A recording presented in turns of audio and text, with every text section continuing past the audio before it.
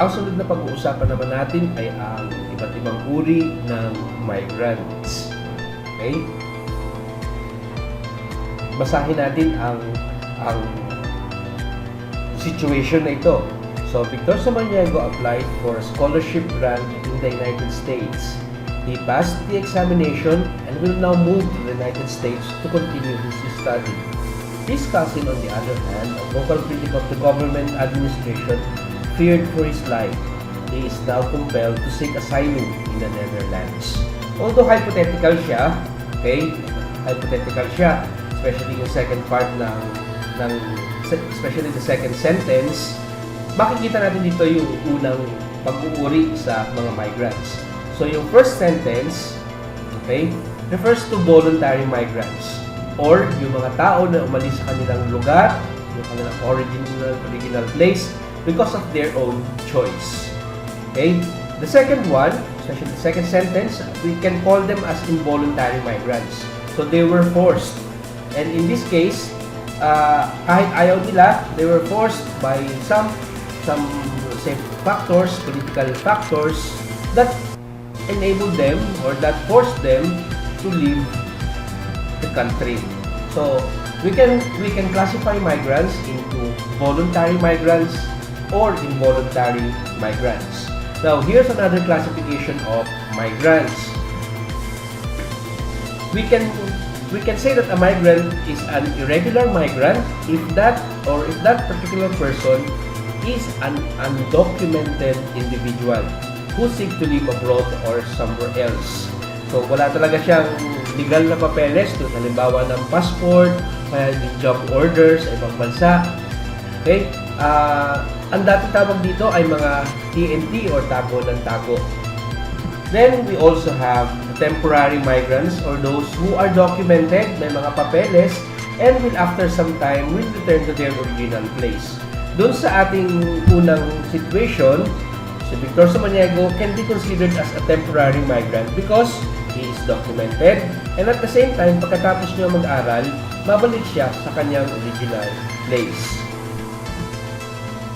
The next one is permanent migrants. Sila yung umalis, pumunta sa isang lugar at permanente nang maninirahan doon sa bansa na tumanggap sa kanila. So we call them permanent migrants. Here is another classification. Okay, we have refugees. So these are people who have crossed an international frontier or border and are at risk or have been victims of persecution in their country of origin. Okay? So halimbawa nito ay ang mga Rohingya refugees, Syrian refugees, and Jewish refugees. Okay? So yung sa Rohingya, ito ay medyo latest. Then of course, Syrian refugees, latest pa rin to. Then yung sa World War natin, alam natin sa history natin, yung mga Jewish refugees. So they are at risk at their own place or in their country of origin. Nanganganib ang buhay nila doon for some reasons. And I bet you already know the reasons why Rohingyans, Syrians, and the Jewish people are at risk because they were persecuted. They are being persecuted in their country of origin.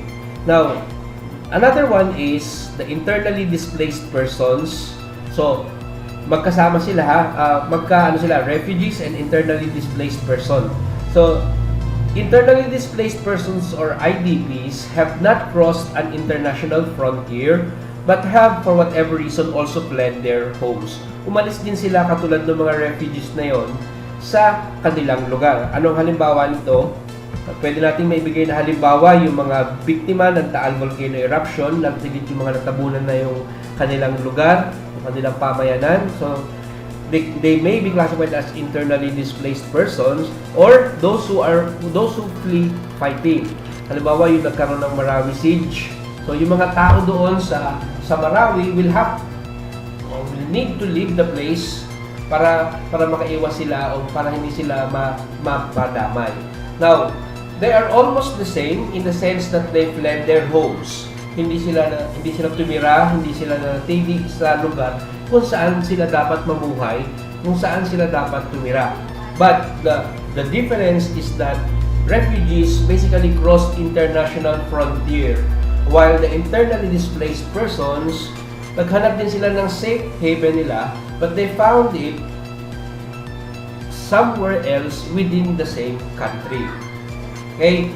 Ang isa sa kaibahan nito, bukod dito sa paglampas sa international borders, ay ang mga refugees ay protektado ng mga bansa na tumanggap sa kanila. Okay? Samantalang yung internally displaced persons naman, kung saan nakakuha sila ng let's say safe place to live, protektado pa rin sila nung bansa o ng sarili nilang bansa. Okay? Yung mga refugees, they are protected by the receiving country, while the internally displaced persons or IDPs are still protected by the laws of their own country. Hindi sila umalis ng bansa nila. Umalis lang sila sa kanilang lugar na nirahan sa ibang pamayanan, okay, para makaiwas sa kaguluhan. So, these are some of the classifications of migrants. Now, after watching this recorded lecture, kindly work on the activity that is assigned to you. You can find it in our HyperDocs.